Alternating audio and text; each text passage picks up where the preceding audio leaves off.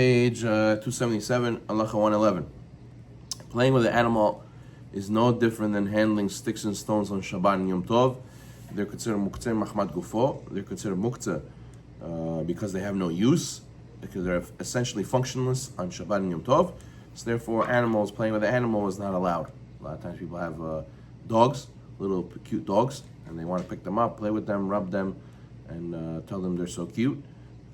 They should know that you cannot pick them up and move them and handle them. They're considered muktzeh on Shabbat and Yom Tov. Okay, 112. Even an animal meant specifically to be played with, that's its purpose, such as a dog, a little dog, or a parrot, is also considered a muktzeh. A fish tank is also considered muktzeh on Shabbat and Yom Tov.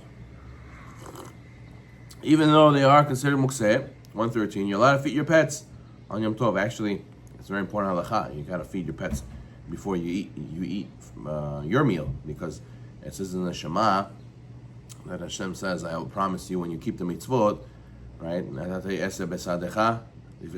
says Hashem will give grain and growth in your field for your animal, and then only then it says v'achalta v'savata, and only then it mentions in the Torah, and secondly that you will eat and you will be full. So you see, the Torah is considerate for the animals first before the humans.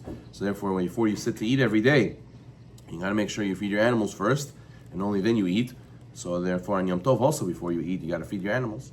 114, one who needs a seeing eye dog may hold its leash on Shabbat and Yom Tov, so he may get around. Okay. 115, if there's a question of tzar ba'alei chayim, causing pain to animals, one may take his pet for a walk. However, one makes sure that he doesn't pick up the animal at any point. Also, he may only take the pet for a walk in a private domain. So that way he won't come to pick it up and walk it 4 amot in public domain. It should be a small walk and not a leisurely stroll. Once the animal's no longer in pain, you should conclude the walk.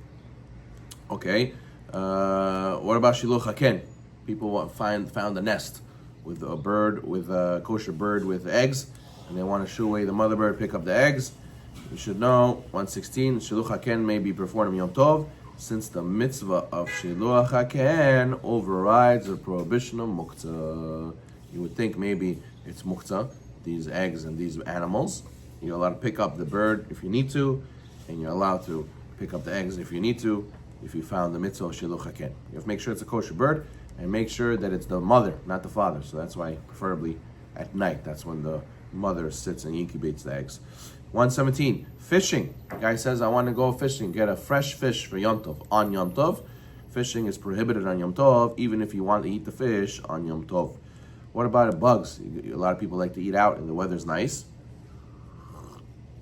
and there's bugs. So what do you want to do? 118, one may spray insect repellent to ward off flies or other bothersome insects. However, you cannot spray them directly. You're going to kill them. One must keep the window open or the door open and spray in the area, and that would be a foul smell for them, and they'll probably exit through the window or through the door. But you cannot spray it on the fly or the bug itself and kill it. You cannot do that on Yom Tov or Shabbat. 119, on the first day of Yom Tov, it is forbidden to cook for the second day, even if it's Rosh Hashanah, right? Rosh Hashanah is always 2 days. Even in Israel, it's 2 days.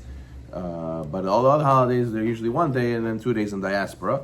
But even so, even in Israel, on Rosh Hashanah, you're not allowed to cook on the first day for the second day. You can't prepare from one Yom Tov day to the other Yom Tov day.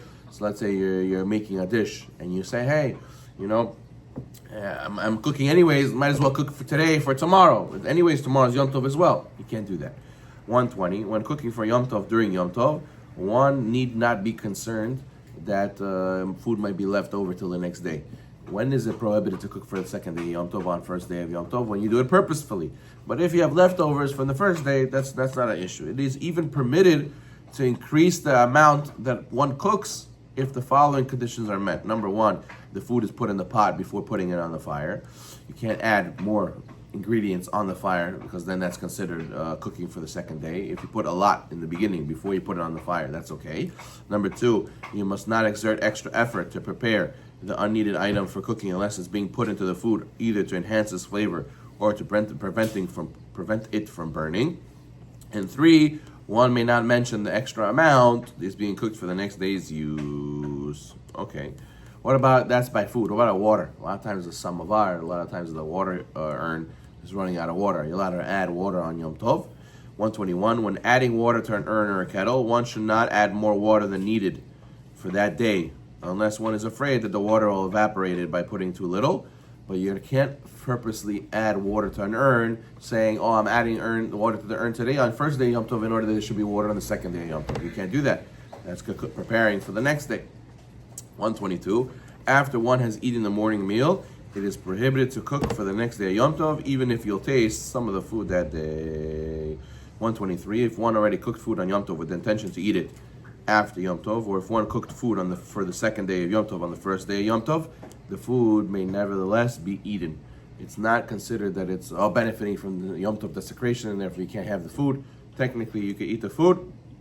You're not supposed to do that, but technically you can eat the food. Okay. 125. It is forbidden to prepare anything on Yom Tov for the next day, such as washing the dishes.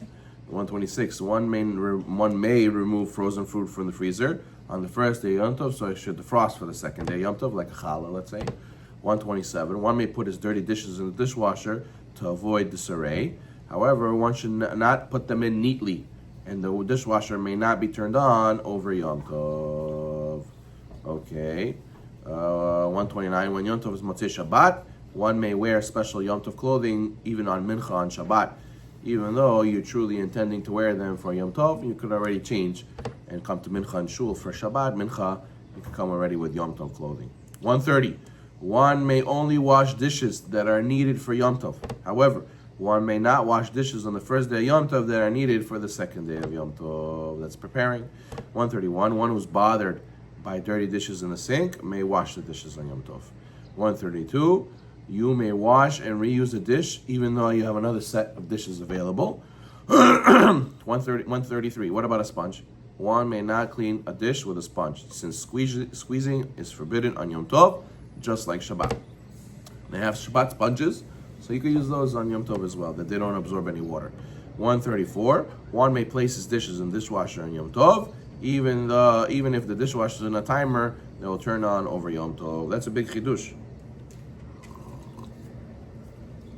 That according to the Ashkenazim, they don't use appliances on a timer that will make a lot of noise.